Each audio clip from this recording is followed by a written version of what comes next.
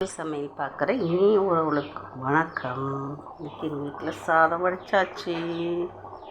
அப்புறம் குழம்பு கொதிக்குது, ஆஃப் பண்ண போகிறேன். இதில் என்னென்ன போட்டிருக்கேன்னா தட்டைப்பயிறு, கத்திரிக்காய், வாழைக்காய், முருங்கைக்காய் எல்லாம் போட்டு தேங்காயும் அரைச்சி ஊற்றி கருவாடும் போட்டு கருவாட்டு குழம்பு, புளி ஊற்றி தேங்காய் அரைச்சி ஊற்றி கருவாட்டு குழம்பு இப்படி இருக்குது. வாழைக்காய், முருங்கைக்காய், கத்திரிக்காய், தட்டைப்பயிறு எல்லாமே போட்டு இதே காயாக தான் இருக்குது. அப்பளமும் மாம்பழமும் தான் தொட்டுக்க. இதில் எதுவும் தொட்டுக்கே தேவையில்லை இந்த குழம்புக்கு.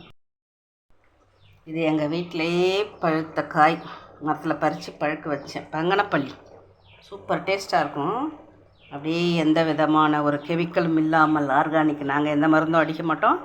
எங்கள் வீட்டு மரத்துலேயே காய்ச்சி பழுக்க வச்ச மாம்பழம் காய். இந்த கத்திரிக்காய், முருங்கைக்காய் கூட தோட்டத்தில் காய்ச்சது தான். எங்கள் மரத்தில் காய்ச்சது, எங்கள் தோட்டத்தில் என் தம்பி வீட்டு தோட்டத்துலேருந்து பறிச்சிட்டு வந்தேன்.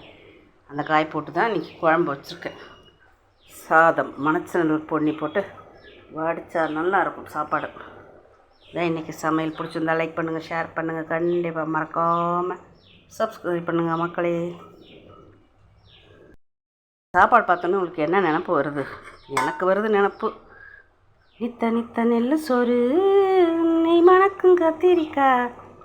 ஆனால் கருவாட்டு குழம்பு நாளைக்கு இன்னும் சூப்பராக இருக்கும். எனக்கு பாட்டு தான் வருது நினப்பு. சரி மக்களே, பிடிச்சிருந்தா ஒரு லைக்கை போடுங்க மக்களே. Okay, thank you.